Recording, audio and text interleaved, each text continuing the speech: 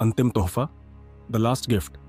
रोहन गांव का एक साधारण लड़का था जिसे हर कोई पसंद करता था, लेकिन उसकी दुनिया उतनी सरल नहीं थी जितनी दिखती थी। एक दिन उसे अपने पिता प्रताप का एक पत्र मिलता है जो सालों पहले परिवार को छोड़कर चले गए थे। पत्र में लिखा था, अगर तुम मुझे कभी माफ कर सकते हो तो आखिरी बार मुझे देखने आना, तुम्हारे लिए एक तोहफा है। यह पढ़कर रोहन का चेहरा सख्त हो जाता है। उसके मन में पिता के जाने की कड़वी यादें ताज़ा हो जाती हैं। वह खुद से कहता है, तोहफा? अब क्यों? जब हमें ज़रूरत थी तब कहाँ थे? मन में गुस्सा और सवालों का तूफान लिए रोहन अनमने मन से अपने पिता से मिलने के लिए निकल पड़ता है। रास्ते में उसे कई घटनाओं का सामना करना पड़ता है। अब बूढ़ा व्यक्ति जिसे मदद की ज़रूरत थी, एक खोया हुआ बच्चा और एक शोक में डूबी महिला। हर बार रोहन रुककर उनकी मदद करता है, जिससे उसका सफ़र और लंबा हो जाता है।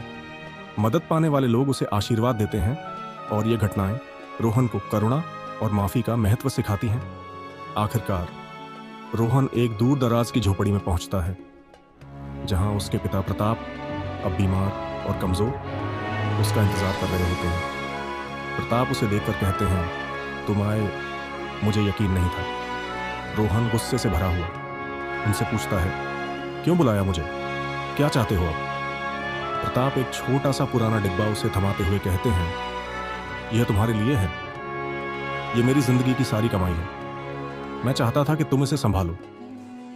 रोहन जब डिब्बा खोलता है तो उसमें पैसे नहीं बल्कि एक डायरी होती है, जिसमें प्रताप के जीवन के सबक, माफी के शब्द और उनके अनुभव लिखे होते हैं। रोहन जब डायरी पढ़ता है तो उसे अपने पिता के संघर्ष, उनके पछतावे और उनके फैसलों के पीछे के कारण समझ में आते हैं। डायरी पढ़ते पढ़ते उसकी आंखों से आंसू बहने लगते हैं।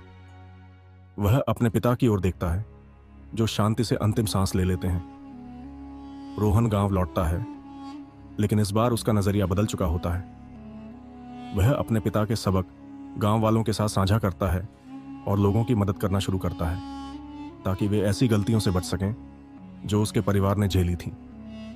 हर कहानी का एक अंत होता है, लेकिन हर अंत एक नई शुरुआत का संकेत भी देता है। माफी सबसे बड़ा तोहफा है।